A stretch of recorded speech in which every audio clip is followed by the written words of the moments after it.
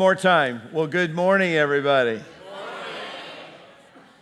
God blessed us with a wonderful and beautiful day. And we are going to next Sunday express appreciation in a formal way to all those that have graduated. And this year we have just tons of people that have graduated from college and high school. And this week has been one of those weeks where the graduations have gone down one right after the other. And so for those that have graduated, we want to tell you, those that have walked the walk, congratulations already. But we're going to formally do it next Sunday, and we'll get everybody up on stage where we can give you guys a standing ovation for all of your fine, hard work, okay?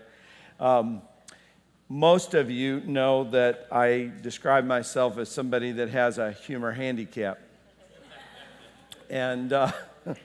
And so normally what I have to do for me to be able to communicate any humor or joke, I have to have a one-joke repertoire, and I repeat it over and over again where I finally feel comfortable about trying to communicate it. But I found, where is our brother Ken? Where are you at from there? Ken, we were up in Manchester on Thursday night with Ken and Diane with a group of folks from Manchester. And Ken had this joke, and it tickled my fancy when he told it. And so I'm adopting his joke. And so I'm going to attempt it with you. And what I did was I was at Kaylee's graduation reception yesterday, and so I tried it on the table, and it seemed to go over okay. And then Leo Bonifazi, I tried it with him, and he seemed to chuckle a little bit. And so this joke does relate to the topic of the series that we're talking about relationship. But there was, what's that? You want me to go ahead and attempt it? Okay. By the way, this is a parent that just endured a graduation and a graduation reception that is at a point of exhaustion and saying, for God's sakes, get this service over with to where I can go home and go to bed. But anyway, there was a pastor that had been in the ministry for about 35 years, and his wife had been alongside of him in the ministry. And she had what she called a memory box, and she had forbidden him from looking into this memory box. She said, don't you ever look into this memory box. This is my memories, and this is my special private thing, and don't you dare look in there.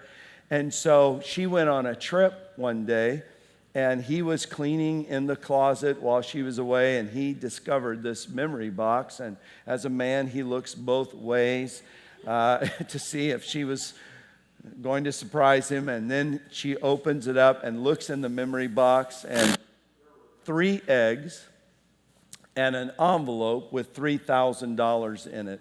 And, he was just kind of puzzled by, here you had forbid me to look in your memory box, and all that there is in it is 3 eggs and $3,000.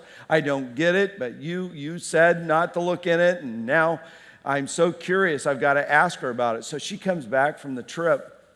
Thank you, honey.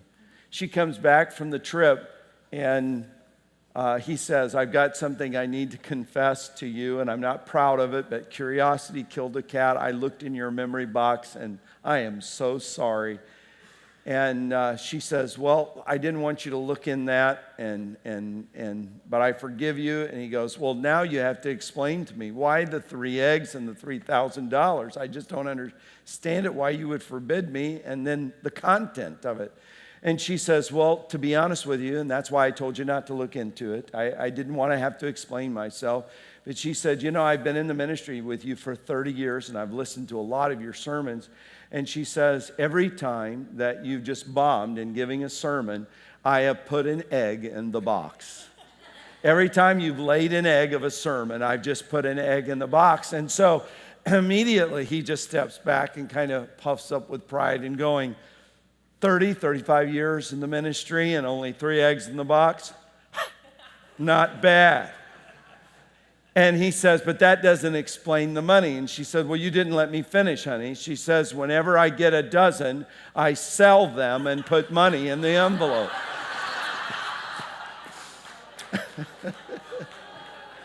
Yeah. What exhilarating heights only to experience the lowest of depths. So hopefully today you're not going to collect an egg and put it in your memory box. Okay. Now I want you to, if you would, turn in your Bibles to Genesis chapter 3. Genesis chapter 3. And Barry, if we could go to the third slide, past the scripture, and we will go back to the verse. But we have been in this series, Relationship by Design, and last week, where we left off in this series is we talked about two major behavioral patterns in relationship that sometimes can sabotage and hinder our level of relating and achieving intimacy and closeness and unity in our relationship. And we described those two major destructive patterns that hinder intimacy as self-protection and self-gratification. And the reason why these patterns develop is because all of us, through the fall, and the fall breaking the image of God, fracturing the image of God that God created us in, our response in our brokenness, in sin after the fall, is most of the time we are trying to build our life and establish a foundation in relating out of pride or fear. And so if my relationship with my family, with my wife, with my friends in the church, if I'm functioning out of pride or fear, or a combination of both, what it leads me to do is I will develop a pattern of relating to you where I begin to project an image of invincibility, and I will self-protect. And we just talked about when Adam and Eve sinned, they became aware of themselves. It says that their eyes were open, and when they had that experience of self-awareness, they understood that they had lost something that they had. They realized they were naked. And by self-awareness, what we stated last week is that before the fall, Adam and Eve did not have a conscious thought where they thought of their existence apart from a relationship with God. Now, one brother put it this way: we cannot afford to think thoughts in our life devoid and apart from the thoughts of God, or having God included in those thoughts. And so, as we move towards transformation, the means by which we are transformed is by the renewing of our mind, the Bible says. And so what we're doing is we're making up for the ground that we have lost in our thinking, because if we function out of fear or pride, what I'm doing is I'm developing thought patterns where I am making decisions and I'm thinking in a way that develops and shapes my attitudes and my perspective in life, where I'm thinking thoughts apart from the revelation of God and the truth of God. And that's very dangerous to live life that way. Because instead of including God and an awareness of God, an awareness of God's faithfulness, an awareness of God's goodness, an awareness of God's greatness in your life, you will end up making decisions out of pride or fear, and it will bring complexity and a poisoning into your relationship. And so we kind of left last week with that quote, that if you poison your relationship by poisonous practices, you should not be surprised when your relationship dies. You can give me just a little amen for that.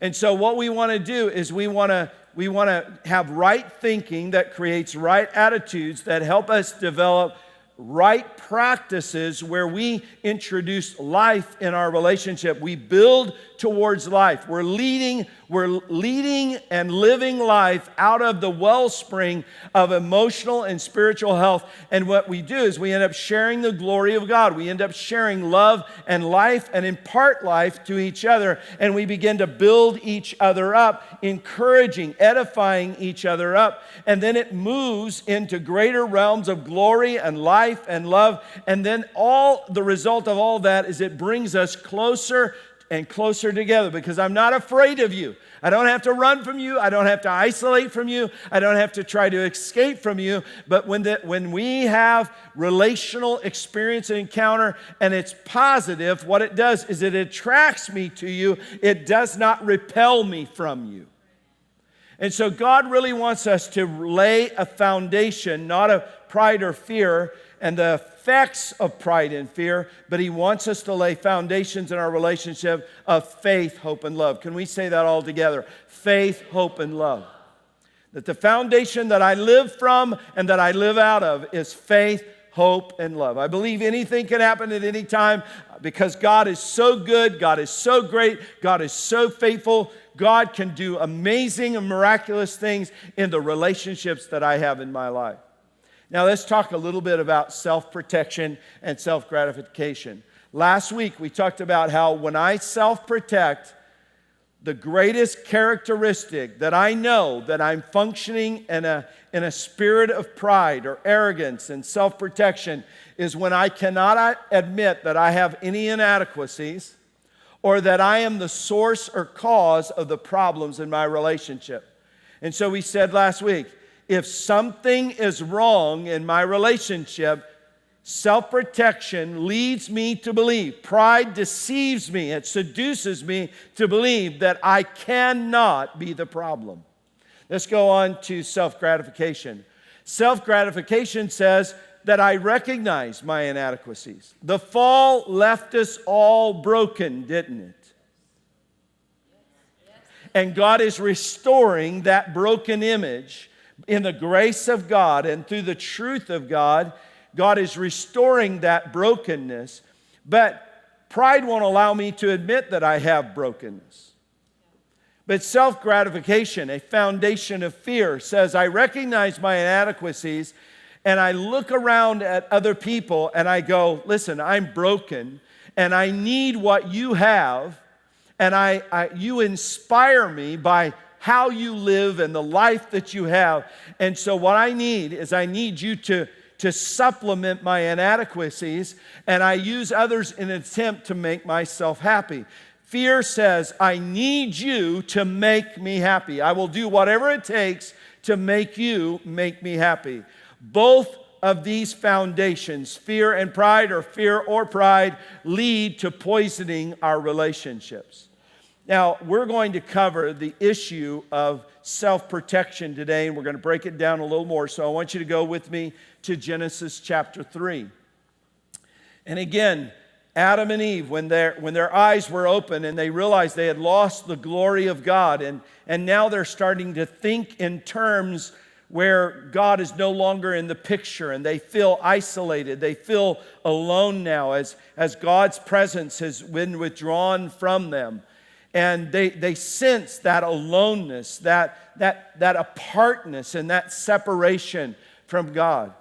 And so they go hide themselves. They're aware that they're uncovered. And so they go and they hide themselves and they create for themselves substitutes. They frame and form garments from fig leaves, and they try to compensate for what they have experienced now of loss and the fear of loss that they now propels and drives them. And so they go hide themselves. But thank God, God, the searching God, comes looking for that which is lost. And so God calls out to them, and He's asking them, why are they acting the way they're acting? But He searches out for them, and He finds them, and He begins to ask Adam this question. And He said, who told you that you were naked or unclothed or uncovered? And He says, have you eaten of the tree of which I commanded you not to eat? Now, this was the moment of honesty. This was the moment of truth. You notice that God did not tell Adam what Adam already knew. When God asks us a question, it is not because He does not already know the answer. But He provides us a moment of clarity and honesty and vulnerability, which is necessary for every type of relationship.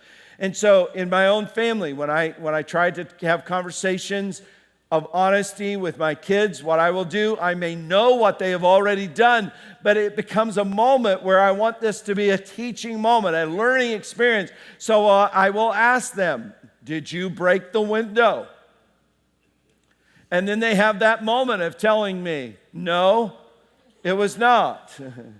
It was the dog that did that. I mean, it's amazing, the excuses that parents and teachers and pastors, can I throw that in there? It's amazing how parents and teachers and even pastors, all the excuses that we give for us being unwilling to be vulnerable and to be honest with each other. And so he says, have you eaten of the tree that I commanded you not to eat? And the man said, and I want us to see this because this is the first time in communication with God where Adam used hand gestures to communicate. He talked with his hands that day because he begins to displace as God's truth comes into this moment of his life and in the relationship with his wife. God was looking for honesty and a moment of clarity, and this is what Adam did. He says, that woman that you gave me caused me to eat of this fruit. And because of that, I'm in the condition I am. It's her fault, but it's actually your fault as well, because if you wouldn't have given me her, I would not be in the place that I am. And so you see where the blame game began. It began after the fall in the garden, and we have become experts at this game. And I'm going to pause just for you to give me some feedback. It is so true. And you don't even have to teach people the blame game, do you? I never had to teach my family the blame game. They just immediately, you say, moment of honesty, moment of clarity, who is responsible for this? It's amazing how with a large family that I had, everybody is going like this. It happens in small ones too. And it happens in small ones too.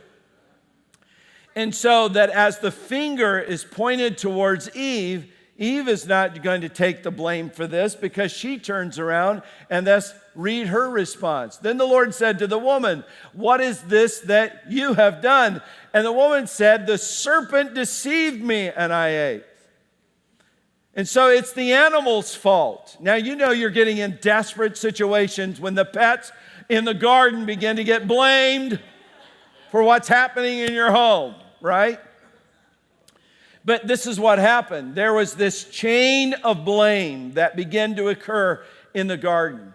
And we began to do the same thing in our relationships. Whenever in my pride, I'm unwilling to accept a responsibility in the problems that my marriage, my family, or my church, or my friendships, one of the things, I have a decision. I can humble myself. I can clothe myself with humility. I can have a teachable moment where I want to really move towards understanding what has happened and allow the truth to be revealed in the moment. And the truth is not just for somebody else. The truth is for everyone.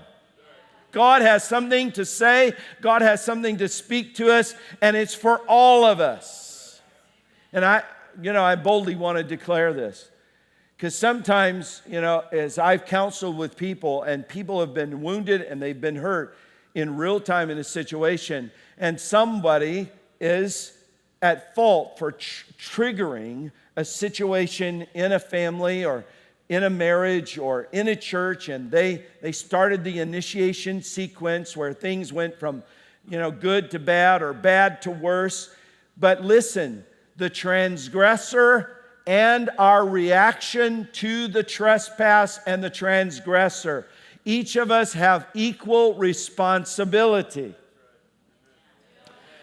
Each of us have equal responsibility and accountability for our reaction. So just because, this is, I've got a lot to say and a little time to say it in, but I just want us to have a lot of grace when it comes to our relationships with each other, because the best human, the best person is still a human at best. I mean, 9 times out of 10, they can just be a great guy, a great gal, great wife, good husband, and they just, they're consistent, they're faithful day in and day out, and then they have their bad day. And so even a good person, a great person, is still a person at best. And so what we need to be able to do is give other people the grace that we give ourselves. Because we're good people trying to do good things, leaning into the grace of God. We're not perfect, we're making progress. But when we have our bad day, it's amazing all the ways in which we will excuse ourselves from maybe the failure that we have been involved in.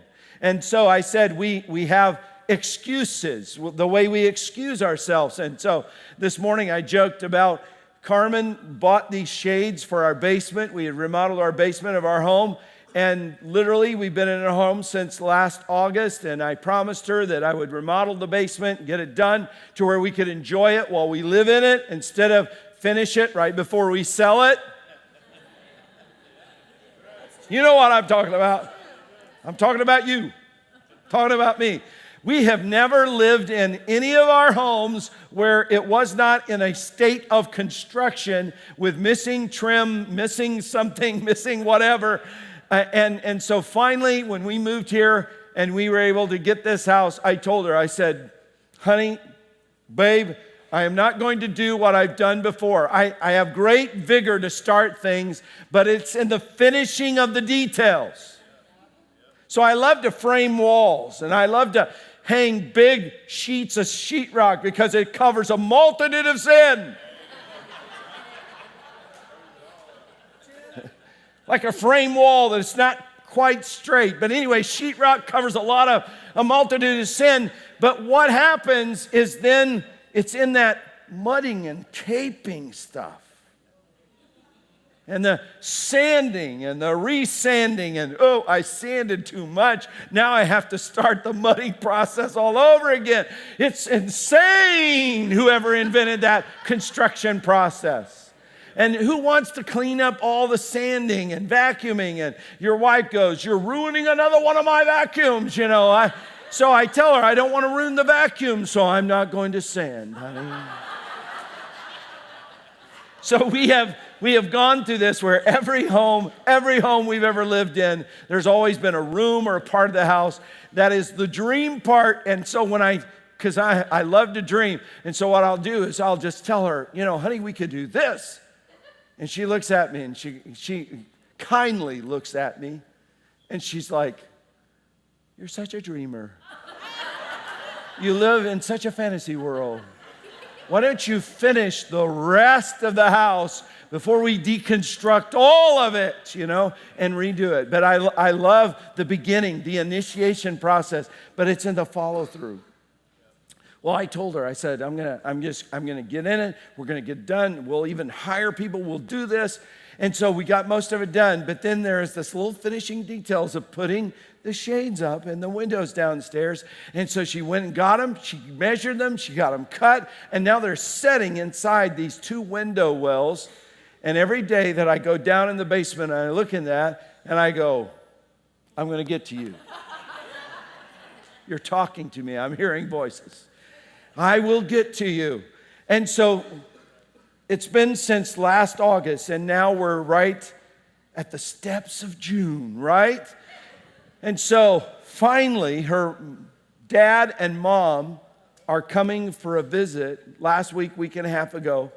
And I knew that what my wife would do, because she sent me some subtle reminders. Honey, it'd be awful nice if we went ahead and put up the shades. And so what did I do? My point is that I would always make excuses to her of why I couldn't hang the shades. Honey, it's been just a grueling week. I've been so busy. I'm tired. Of course, every week when she talks to me about the shades, it seems to be a more difficult week than I'm even remembering going through. But anyway, I'm just coming up and pitching her fastballs of excuses of why I'm not going to do this. Well, then she told me, my mom and dad are coming down for a visit. Guess what? I had a grueling week, but I knew that she would ask her dad to hang those shades, and I was not willing to humble myself to allow my father-in-law to hang those shades, and there would be this embarrassing moment of my father-in-law saying, Lynn, where is this tool? I'm going to hang your shades. So I went down there and I hung the shades and I got the shades up in our basement. Took me months. But it takes months to think of all those excuses of why you can't hang them. It took me a long time to do that. So what we do is we come up with excuses where we want to be shown grace. Excuse me, please. I wanted to do that. This was my motivation to do that. I intended to do that, but excuse me, please. I had a tough week, or I couldn't do it, I don't have the motivation to do it, or whatever the excuse is. But we hire lawyers, and we have them on retainer in our mind, don't we? And so when it comes to other people, though, we don't allow them to make excuses, because ignorance of my laws are no excuse. And I have lawyers on retainer in my mind. And so before I'm going to even let you make the excuse of why you violated my protocol of being in relationship with me, I've done tried you, charged you, tried you, and convicted you, and sentenced you before I even have a conversation with you. And so what we have to do is we have to say, God, let us change the way we do life together to where we're not self-protecting in a way in which we are criticizing, judging, convicting, and charging, and sentencing each other and poisoning our relationship. Listen, if you function out of a motivation of self-protection where you don't own anything that's going on in your home, in your relationships, what it will ultimately do with your family and with your children and with your spouse and with your friends is they will become fortified fortresses, these impregnable defenses where people will avoid you like the plague. And then you'll go, well, why is it nobody ever wants to listen to what I have to say? Because you don't practice what you preach. You preach grace, but you function in law. Oh boy, they're not paying me enough this week. They're really not. Did you hear what I said? We cannot preach grace because we preach grace because we want to receive grace. But then we cannot self-protect and then put everybody else under the law. The grace that I've received is the grace that I've got to give. The mercy I've received is the mercy I have to give in our relationship. So, if somebody has done something that has offended me, trespassed against me, I am equally responsible for my response and my reaction to them. Even though they may have initiated it, if I don't respond properly to God in mercy and grace and truth, what I've done is I've brought a problem and a growing problem in my relationship instead of bringing solutions to the table. Okay. Somebody go start my car. Make sure it's ready to go.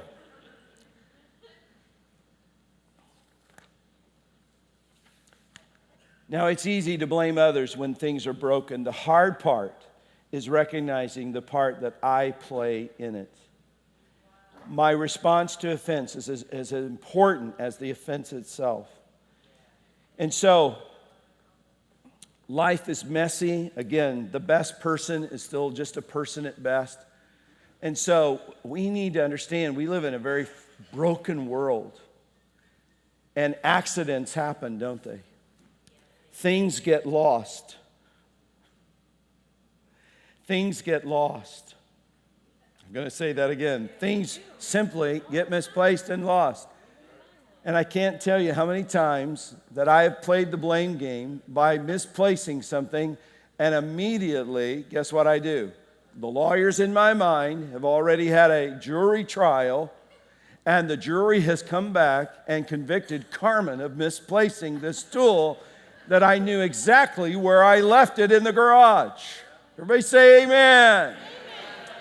And so things get lost, accidents happen, milk gets spilled at the table, things are forgotten, things are overlooked. And again, you want to excuse yourself, oh, I just forgot that. But yet if somebody does that to you, it's like, how could you forget that? Okay, so this is what we've got to stop doing. When we get into that situation where we're starting to project self-protection and we're starting to place blame and litigate and accuse, I've got to stop using language like this. You have always, or you are always, or you will always, past, present, and future. Never start a conversation that could have complexity and conflict in it with the statement of you. You notice, if we would go back to the text, and you don't have to go there, I'll just refer to it. You notice he said, this woman that you gave me. And so what we want to do is we want to try to characterize somebody, not only in their actions, but we want to attach motive to it. And so somebody makes a mistake, they spill something, they lose something, they forget something, and we want to assign motive with the mishap like they did it intentionally. And so then what we do is we end up saying, you always forget this. You have always treated me this way. You will never. And that to me, the past and the present are horrible. What's even worse is when we begin to project upon the future of our relationship failure and saying, there's no way what you've done in the past and the present, I'm associating motive and a form of characteristic where you will always be this. Therefore, I have given up on you. And again, what that does is it creates distance, not connection. Now, what we want to do is we want to move away from self-protection, and next week we're going to talk about self-gratification. But to move away from this poison of pride that we sometimes bring into our relationships, where we self-protect and place the blame game, we have to learn a totally different way of communicating. We have to learn greater ways and skills and right practices that we're going to install. And, my family is a football family, and one of the things that as they go into the season, that's the reason why they practice, is they install pieces of the offense or pieces of the defense. And they begin to, by those routines and by the repetition of what they're laying out of a play, both offensively or defensively, hopefully when we get to game night, it'll be second nature to where when they call the play and they say hike, those kids will know where to be in the right position, doing the right thing at the right time, setting blocks and going through gaps and holes or making the play. And so what we have to do is we have to become practitioners. Because we're the new family of Jesus, we have to have new ways of communicating and new skills to be able to enhance our relationship and to close the distance and make connection. Now, there is a difference between building and maintaining a relationship and making a relationship go from good to great. Okay? There's a difference. And then having crisis in your relationship where there is so much conflict that the day-to-day things that enhance relationship are not enough. And so I'm going to give this little disclaimer right in the middle of this teaching. If your marriage is in crisis and there is so many toxins in that relationship that it is poison and it's only a matter of time because you're in a death process, and it's only a matter of time till the poison works its way through the whole relationship, that the outcome is going to be death. What you need is an emergency room. You need ICU. You need critical care. You don't need just day-to-day maintenance, right? So if your relationship is in that state, if you have that in a relationship with one of your children, or if you are in conflict with somebody in this church and you haven't resolved the conflict, what you need crisis counseling.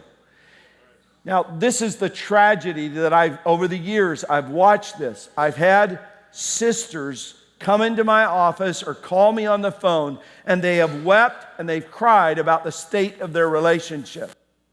Know that it's in crisis, and they know the trajectory is not good.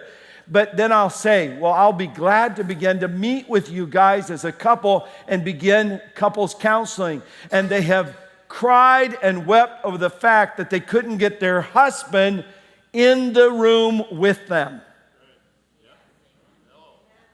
Because somehow men, the majority of the time, we're self-protecting. We don't want to show any vulnerability. And for us to think that we should go to counseling, we feel like then that there's going to be this weakness that is exposed that everybody already knows about. I'm going to say it again. You think that you're fooling everybody. You are not. Your naked butt is exposed to everybody. The fig leaf is not big enough to cover. I'm trying to lighten the moment. But men, we just walk in this blindness of pride, and we're like the king that doesn't have any clothes on. I don't need any counseling. Are you kidding me?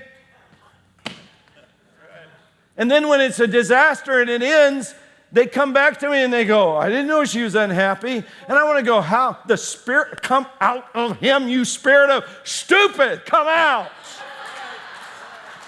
Everybody could see it. How could you be so blind? But what we do is we get into pride, self-protection, and we're afraid that the exposure of our inadequacies or insufficiency will somehow make me lower in everybody's eyes. No, it will make a good man better. It will make a good marriage better. I tell couples that go through premarital counseling, if you want to do postmarital counseling, take your marriage from good to great. And I know that in the honeymoon period, you don't think that you guys got it all figured out. Everybody else got marriage wrong. But then we met each other. And our love is so deep and so wide and so real. We will descend from the mountain of marriage and we will reveal perfection to everyone. Can I tell you, for some people it lasts 6 days. For some people that perfection lasts for 6 months, 6 weeks, some 6 months. But ultimately, you come down the hill, Jack and Jill, and you are going head over heels. There is a day where the mountaintop experience of marriage, you come tumbling down and you say, how did we fall from this place? We felt like there would be never anything that could separate us, and now we're arguing over how you cook the eggs. Can I just be real? How you squeeze the toothpaste. How you put the toilet roll on the thing, and it should be under or over. It's amazing. Yes.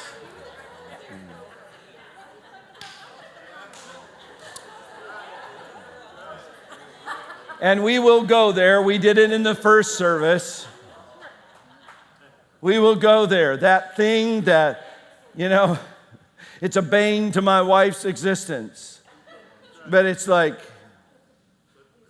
I do not want to be baptized in the middle of the night going to the bathroom. Would you, for the sake of all that's holy, shut the toilet seat down?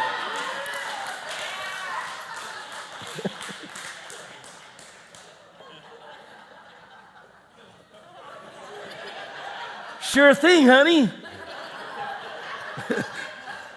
And then the following night,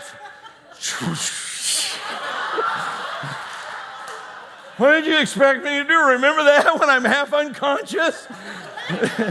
Because I had to get up in the middle of the night and go to the bathroom, and I just staggered back towards the bed. You expect me to remember, put the seat down? Are you kidding me? Because when I get back up in 2 hours, who wants to go through all that work to raise it back up again? I am 54 years of age. Okay. Now, I got to finish. I'm not going to wrap it up quickly, but I am going to start wrapping it up. So we've got to learn to communicate. We've got to learn new skills. Now, the greatest skill, and if you can go to that slide, the one before it. Barry, it's been just crazy for you back there today, I know. The key to all communication, the biggest, the most important one, is not my ability to learn to articulate my thoughts and my feelings. That is important, because some of us, we struggle with having a voice. In our personality, we're more introverted, so it's difficult. Maybe we've gone through some painful things and we just, it's difficult for us to just get into that place where I'm going to be vulnerable. But more importantly than being able to express your thoughts and your feelings is your ability to listen in relationship. Listen, I'm going to give you something, a profound revelation. This will pull the egg out of the box. I'm fooling with you. If some of you are getting ready to put an egg in the box, this will take, God gave you 2 ears and only 1 mouth. So it means that I need to listen twice as much in my relationship. That's the ratio, 2 to 1. It's amazing how that most of us have a value and we try to actualize that value of saying, what I need in this relationship is I need you to know what I'm feeling and thinking. No, the most important thing before you get to what you are thinking and feeling is to listen.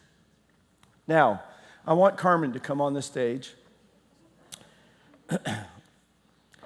And there was a conference, a district conference that Foursquare held in Coralville this last fall. And a brother by the name of Peter Cazzaro, who has written several books, The Emotionally Healthy Church, The Emotionally Healthy Spirituality, the book Emotionally Healthy Spirituality, and he's getting ready in the fall to come out with a book called Emotionally Healthy Relationships. And I look forward. Every one of these books have been excellent. He was our conference speaker, and he was sharing about, again, how spirituality is deeply connected to our emotional health. I can't say that I'm really spiritual unless my spirituality is impacting and transforming my emotional well-being. So I don't want to compartmentalize my spiritual life and have all this Bible knowledge in my head and then my emotional life be a wreck. Because if I am emotionally broken, then my relationships are going to be poisoned by my brokenness. And so one of the ways that we move towards healing is learning to communicate, because how healing can occur is by you speaking and me receiving words of life that come in and bring healing to me. Okay? So communication is huge. So I need to learn to listen, and I also need to learn to share my feelings and my thoughts in a safe way. But again, if you're in crisis, you need to have crisis care. But for most of us, our marriages are okay, but we neglect what we have because we think that it's okay. So driving down the road, the engine light comes on. As long as the car still going and I've got, it looks good, even though the light's coming on, I go, I don't feel anything wrong. I don't sense anything wrong. No, that light, that engine light is to tell you something. That there is something happening in the system of the operation of that car that is malfunctioning. It's not working at the optimal level that it was designed for. God does not want you to settle for okay. He wants you to function at an optimal level of communication, which leads to an optimal level of life in your relationship. Now, quickly. So we were taught this little practice, and what it's called is a community temperature reading.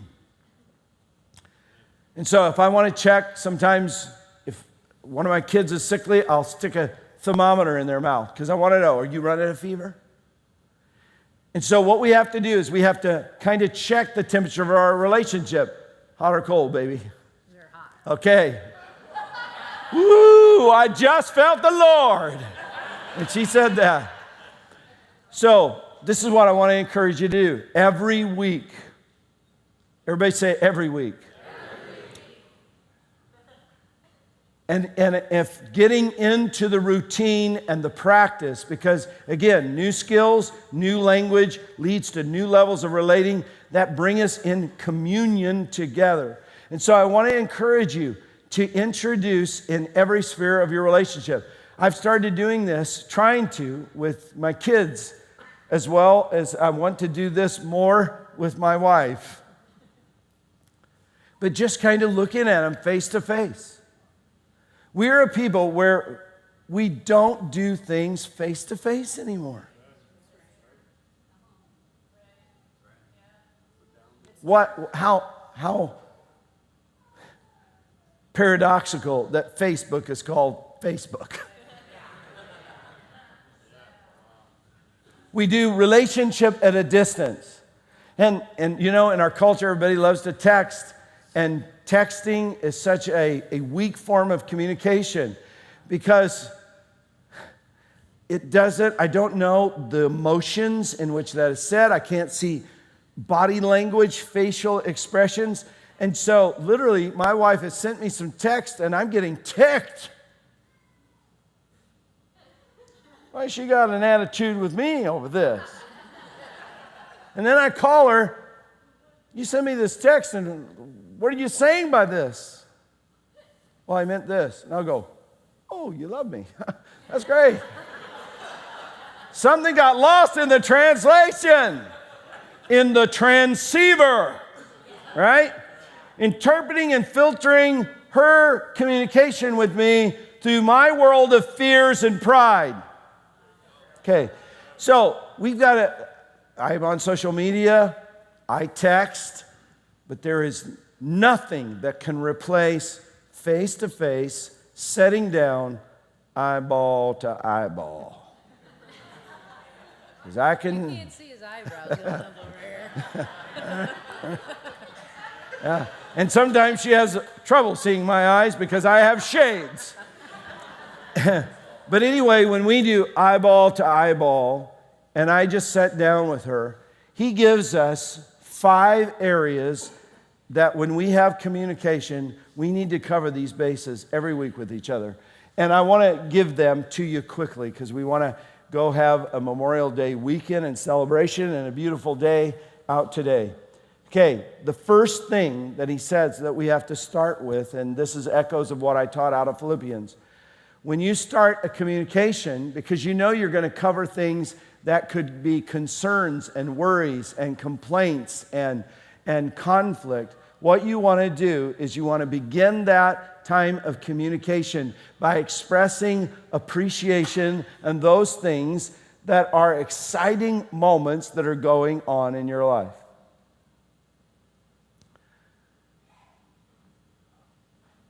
And you say, please get on to this. But can I add just one small thing? If somebody came into this room right now that I did not know, never met, and they come up and told me that I was a horrible person, would it affect me at all? It would. I would think, why are you saying this to me? You know, I would be puzzled by that. But more than likely, I would feel sorry for this person because you don't know me. I've never done anything or said anything to you. So I would begin to think something is wrong with them. They're just, elevator goes all the way up to the top, but not all the lights are on. You know, I would begin to think that something has gone on, that they have anger issues. I would not say that it's me. I would say they need help, right? We need to understand that the people that we struggle with most are the people that we deeply love. The reason why it hurts is because you love them so much. I love you so much I could squeeze your neck off. That's what we love them that deeply. And it drives us crazy that I want to love you and I want you to love me, but we just have problems. Okay, how do we do that? So we start out by you being willing to be vulnerable enough to tell them that you still love them. We've got our issues, baby. And I'm the biggest one. I know. I really love you. And what that does is it's telling her that we're going to maybe talk about some things that concerns us. But listen, there is no sense of me saying, I want out, I'm done, I'm finished. You make me miserable, therefore I want away from you. No, we come and we show value, honor, appreciation, or the moments that we can share, because we have negative things that are happening in our life, but how many of you know we are so blessed? Everybody say, I am blessed. We really are. We're blessed. So many things to be thankful to God for. And so, an example of this, I just appreciate your patience.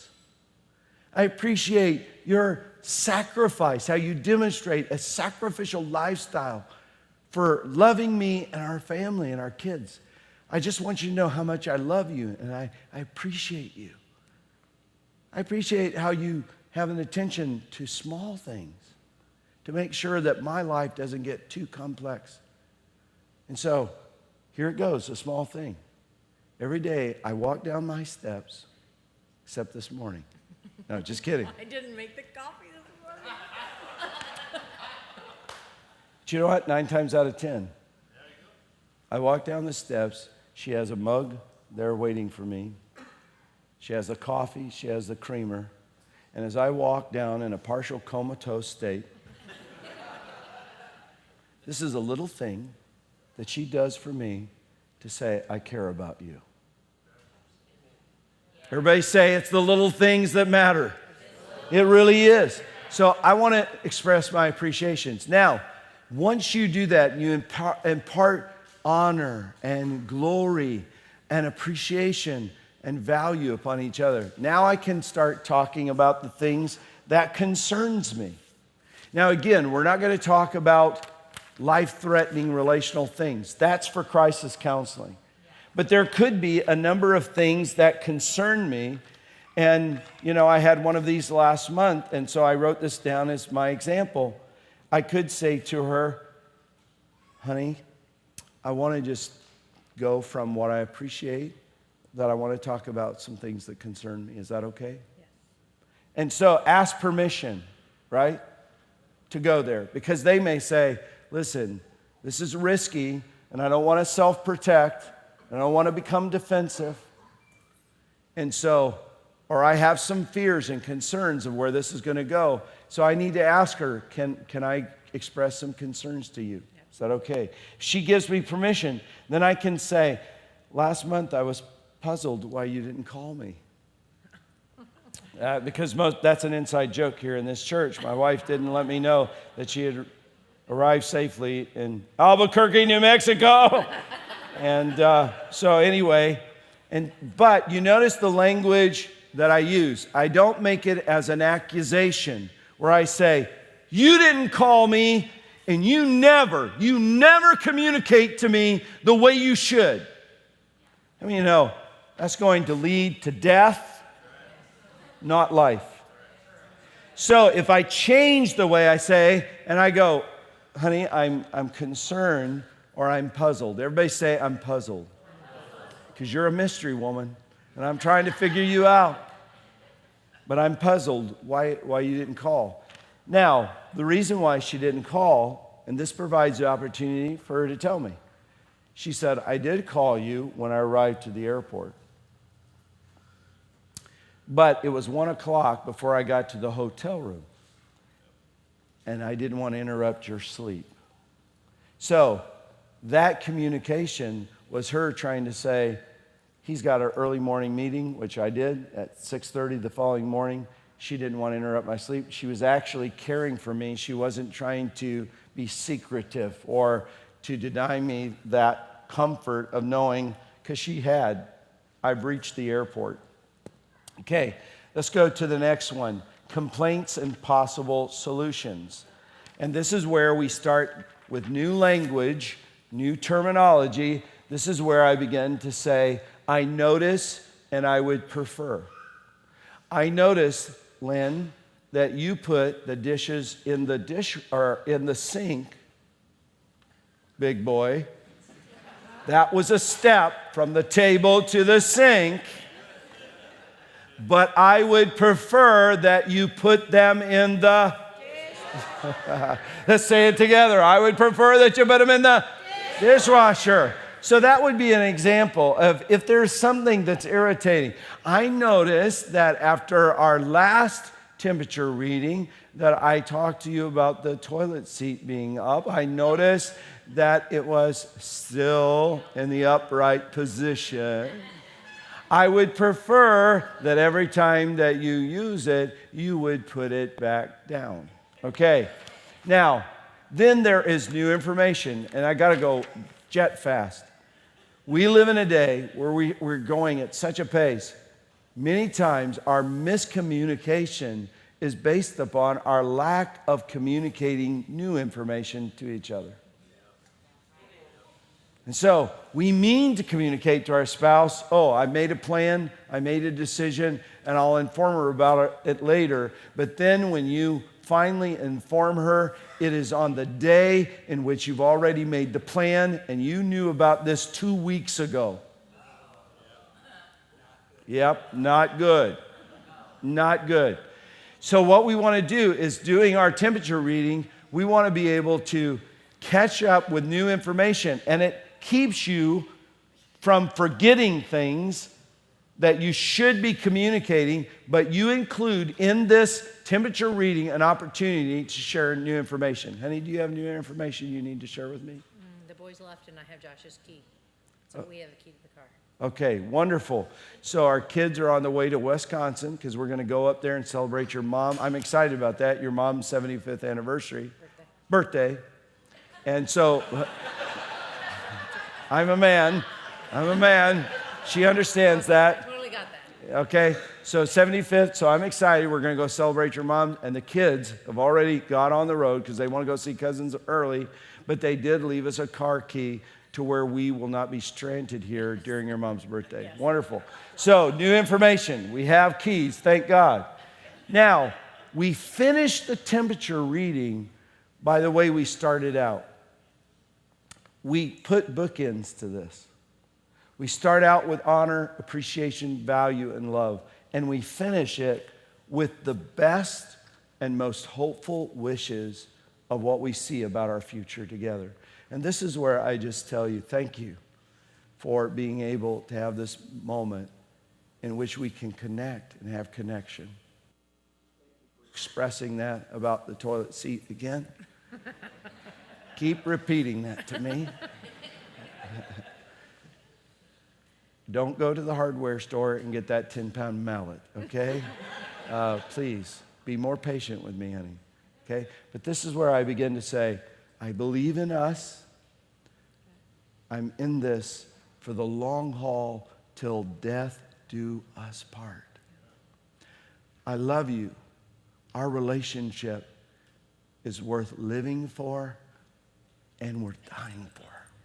I will lay down my life to make sure that we stay together forever.